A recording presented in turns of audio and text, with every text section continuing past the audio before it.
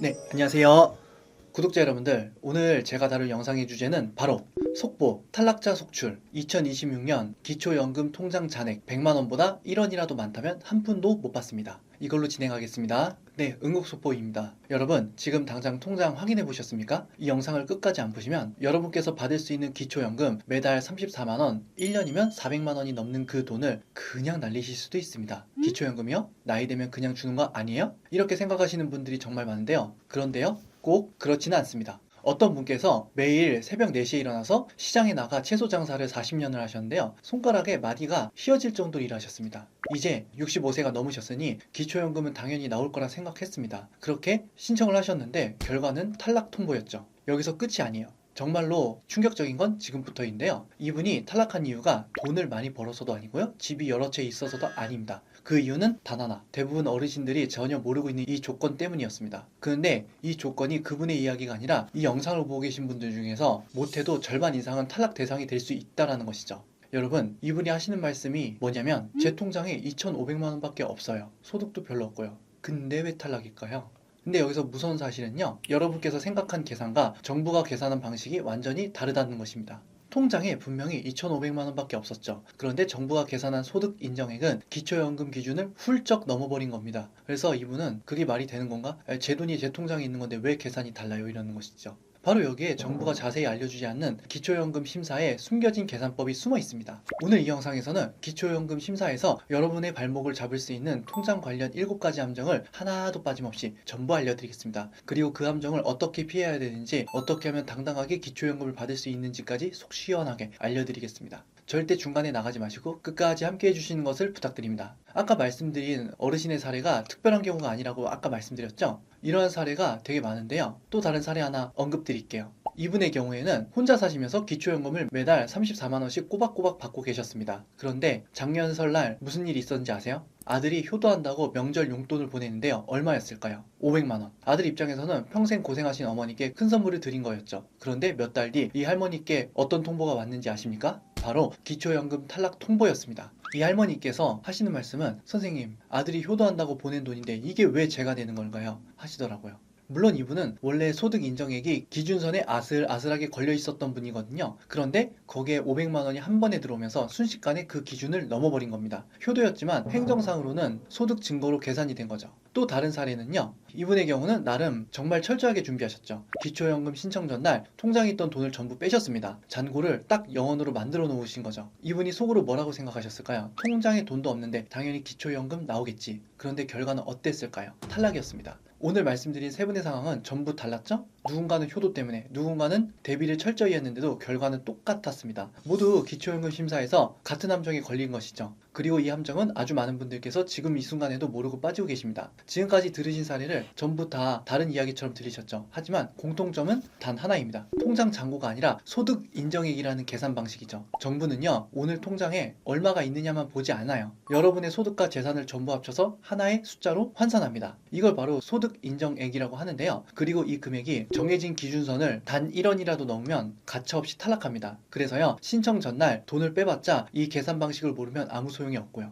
나는 괜찮겠지? 그렇게 생각하고 계신가요? 아닙니다. 신청하는 순간 여러분의 명의의 통장은 전부 조회 대상입니다. 단 한 분이라도 억울하게 기초연금 대상에서 제외되는 일이 없었으면 합니다. 그럼 지금부터 딱 6가지만 기억하시면 되는데요. 본격적으로 시작하겠습니다. 그 전에 여러분, 사회보장 정보 시스템이라는 말 들어보신 적 있으신가요? 행복이음이라고도 불리는데요. 아마 대부분은 처음 듣는 이름일 겁니다. 이게 뭐냐면 정부가 운영하는 사회복지 통합관리 시스템인데요. 쉽게 말해서 정부가 개인의 정보를 조회하는 통합 시스템이라고 보시면 되겠습니다. 이 시스템이 어떤 역할을 하느냐 하면 전국의 모든 은행은 물론이고 증권사, 농협, 새마을금고, 우체국까지 전부 연결되어 있습니다. 그래서 기초연금을 신청하시거나 정기조사를 받으실 때 이 시스템을 통해 금융정보가 한 번에 조회가 됩니다. 어느 은행에 얼마가 있는지, 주식은 얼마나 보유되고 있는지 그런 것까지 신청 시점이나 조사 시점에 일괄적으로 확인되는 구조입니다. 여기서 많은 분들께서 이렇게 생각하십니다. 그럼 통장에 돈만 없으면 되는 거 아니에요? 하지만 절대 그렇지 않습니다. 바로 여기서 가장 큰 오해이자 함정이 생기는데요. 비유를 하나 들어보일게요. 냉장고를 떠올려 보세요. 오늘 냉장고 문을 열었는데 텅 비어 있다라고 해서 지난 몇 달 동안 무엇을 먹었는지 알 수가 없을까요?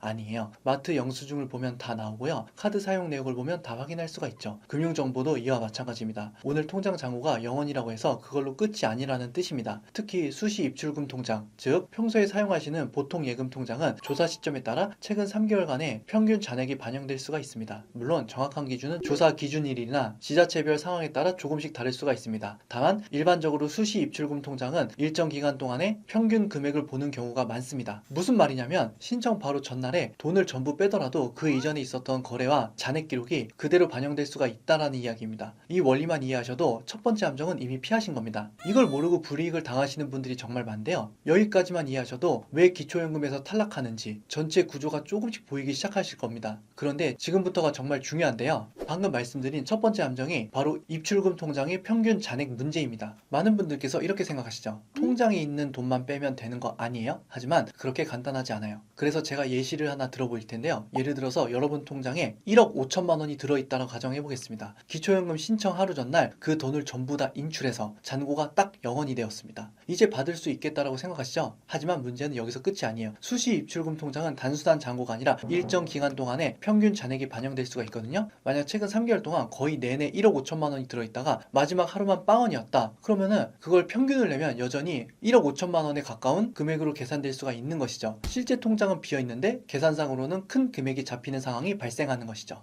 정리하자면 이렇습니다. 신청 전날 통장 잔고가 빵원이라고 해서 평가되는 금액까지 빵원이 되는 건 아닐 수 있다라는 이야기죠. 통장에는 한 푼도 없는데 기준상으로는 많은 재산이 있는 것으로 판단될 수가 있습니다. 억울하게 느껴질 수도 있겠지만서도 이것이 실제로 적용되는 방식이죠. 이 한 가지만 기억하셔도 첫 번째 함정은 충분히 피하실 수가 있습니다. 어떤 어르신께서 이렇게 말씀합니다. 선생님, 저는 분명히 다 뺐어요. 통장 잔고 보여드릴까요? 빵원이잖아요. 그런데 제가 왜 탈락된 겁니까? 이렇게 말이죠. 이분이 뭘 잘못하신 걸까요? 아무것도 잘못하신 게 아닙니다. 단 하나, 이 계산 방식을 모르셨을 뿐입니다. 정부에서 이 부분을 자세히 설명해 주지 않았기 때문이죠. 그래서 여러분께서 꼭 명심하셔야 되는데요. 통장 잔고를 조절하실 생각이라면 반드시 미리 계획적으로 하셔야 됩니다. 하루 이틀 전에 급하게 돈을 빼는 건 평균 잔액에는 거의 영향이 없을 수가 있습니다. 그런데요, 지금까지 말씀드린 건 빙산의 일각에 불과합니다. 더 무서운 함정이 남아있는데요. 돈을 빼도 문제라면 도대체 어떻게 하라는 거냐 하고 생각하실 수도 있는데요. 현금으로 빼가지고 집에 보관하면 안전한 거 아닌가? 정부가 설마 찾아와서 우리 집 장로까지 뒤지겠어? 하지만 그건 큰 오산이에요. 오히려 현금으로 빼는 게 더 불리해질 수가 있습니다. 이게 바로 두 번째 함정이라고 하는데요. 현금 인출의 함정입니다. 여러분의 통장에서 큰 돈을 현금으로 인출했습니다. 그런데 질문 하나 드릴게요. 그 돈을 어디에 어떻게 쓰셨는지 증빙할 수가 있겠어요?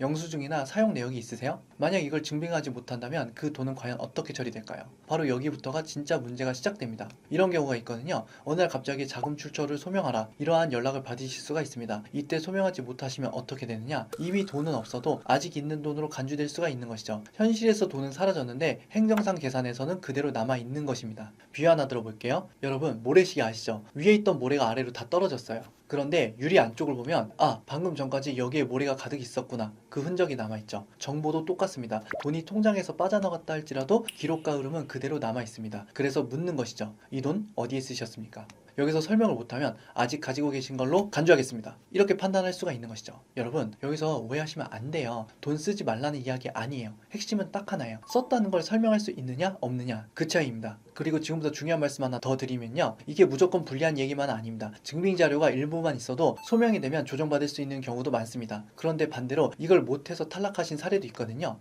어떤 분 경우에는 어느 날 5천만 원을 현금으로 인출하셨어요. 왜냐고요? 자녀 결혼 자금으로 주시려고요. 그리고 기초연금을 신청하셨거든요. 그런데 담당자가 이렇게 말했습니다. 이전에 인출하신 5천만 원, 그거 어디에 사용하셨죠?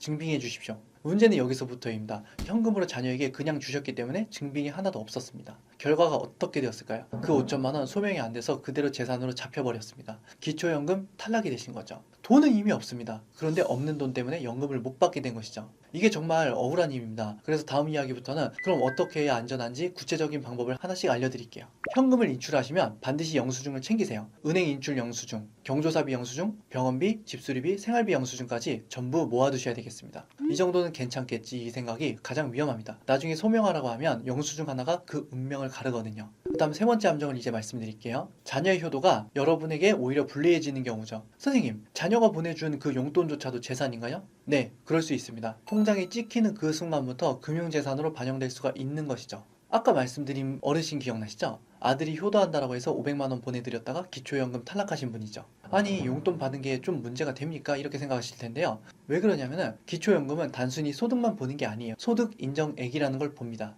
이 소득 인정액이 기준선 아래에 있어야 연금을 받을 수가 있거든요. 현재 기준으로 단독 가구는 월 228만 원입니다. 중요한 건 뭐냐면요. 이 소득 인정액이라는 게 매달 버는 돈만 보는 게 아니라는 것이죠. 가지고 있는 재산도 소득으로 환산해서 더합니다. 특히 금융재산은요. 기본 공제를 빼고 일정 비율로 소득처럼 계산합니다. 단독 가구 기준으로 금융재산 기본 공제 2천만 원인데요. 이게 무슨 말이냐면 통장에 돈이 들어오는 그 순간부터 그게 금융재산으로 잡히고 그 금융재산이 다시 소득으로 바뀌어서 소득 인정액을 끌어올리는 구조라는 겁니다. 그래서 이런 일이 벌어집니다. 자녀가 500만 원을 보내줬잖아요. 그 500만 원이 금융재산으로 잡히는 것이죠. 이미 기본공제를 거의 다 채워놓은 상태였다면요. 이 500만 원이 그대로 소득 인정액을 올려버립니다. 그래서 기준선 간신히 맞춰놓고 계시던 분들이 한 번에 효도 용돈 때문에 탈락하시는 것이죠. 물론 모든 분이 다 그런 건 아니에요. 원래 소득 인정액에 여유가 있으신 분들은 큰 문제가 없을 수도 있습니다. 하지만 턱걸이로 맞춰놓으신 분들, 이 부분은 정말 조심하셔야 됩니다. 다음으로 그럼 자녀가 도와주면 아예 안 되는 건지, 어떻게 하면 불리하지 않게 받을 수가 있는지 현실적인 방법을 이어서 말씀드릴게요.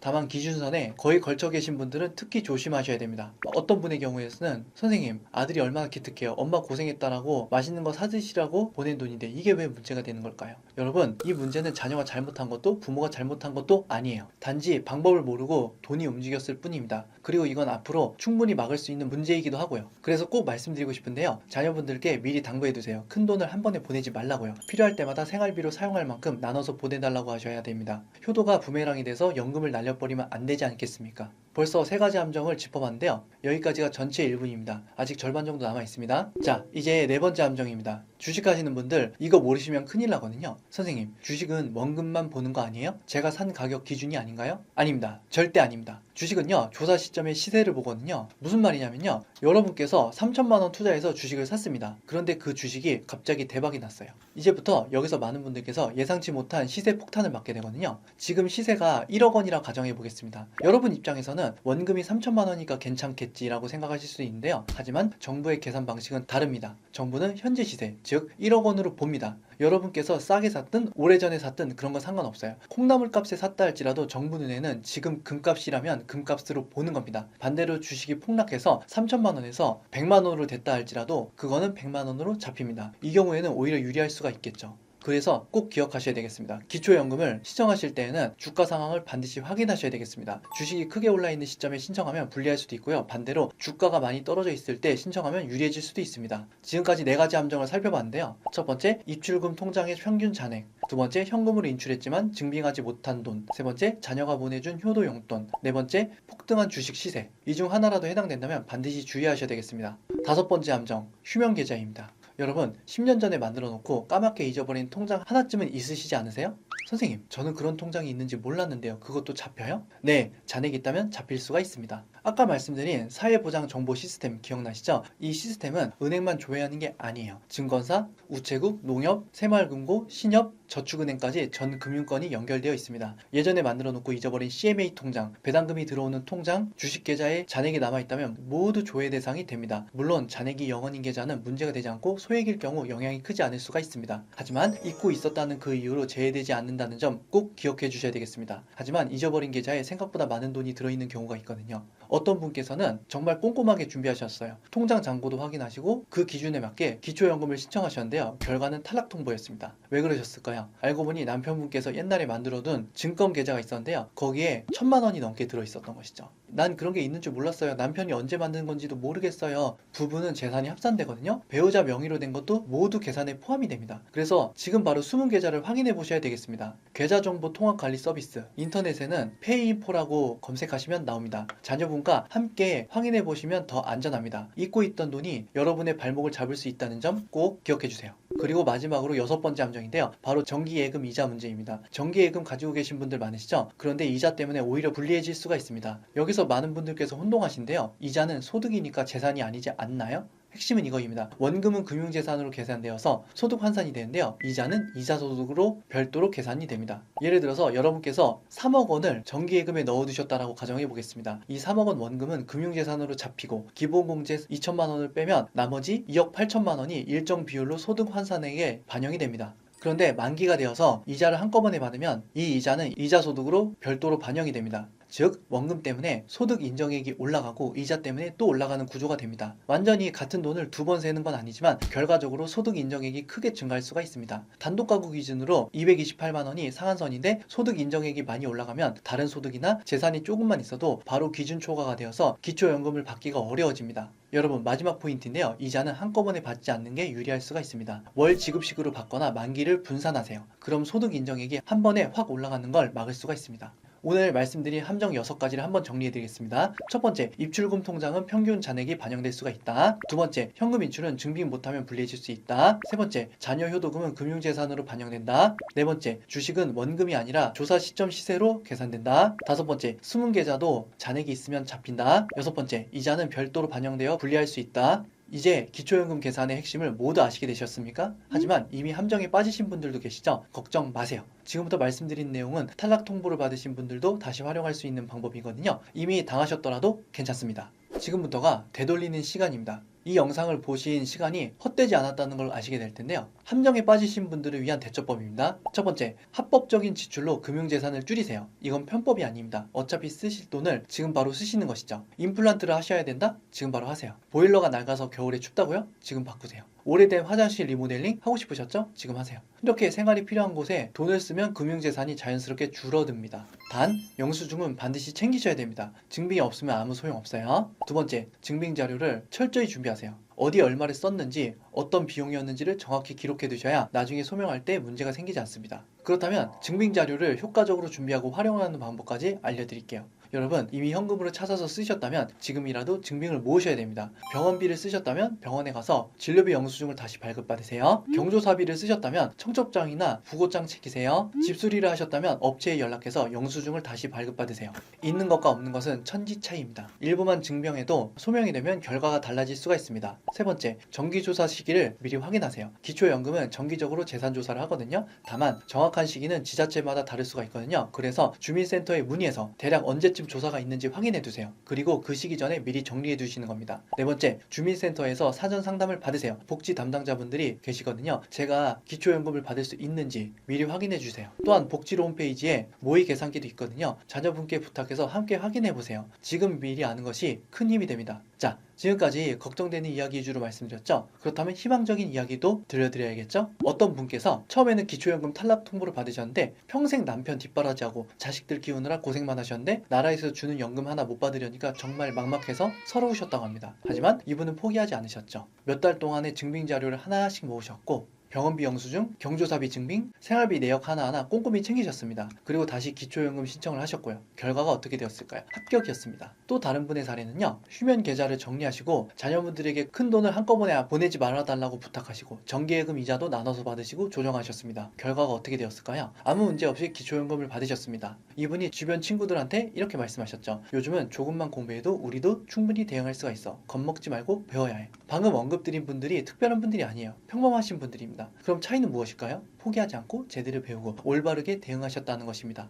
이 영상 하나로 통장 때문에 불이익을 받는 일이 크게 줄어드셨으면 좋겠습니다. 오늘 말씀드릴 내용 한 번 더 정리해 드릴게요. 입출금 통장은 평균 잔액이 반영될 수 있습니다. 전날 빼봤자 소용없을 수가 있어요. 현금 인출 반드시 영수증 챙기세요. 증빙 못하면 불리해질 수가 있습니다. 자녀 효도금, 자녀 용돈, 금융재산으로 잡힐 수가 있습니다. 큰 돈은 한꺼번에 받지 마세요. 이자는 한꺼번에 받지 마시고 나눠서 받으세요. 오늘 영상 이거 보신 것부터가 시작입니다. 자신감을 가지시고요. 기초연금이란 건 공짜로 주는 돈이 아니에요. 여러분께서 평생 성실히 세금 내시고 살아오신 데 대한 당연한 권리입니다. 부끄러워하지 마시고 당당하게 받으셔야 되겠습니다. 여러분께서 자녀분에게 짐이 되지 않고 매달 34만원씩 당당하게 받으시면서 편안한 노후를 보내시는 것을 강력 기원합니다. 그럼 오늘도 건강하시고 행복하시길 바랍니다.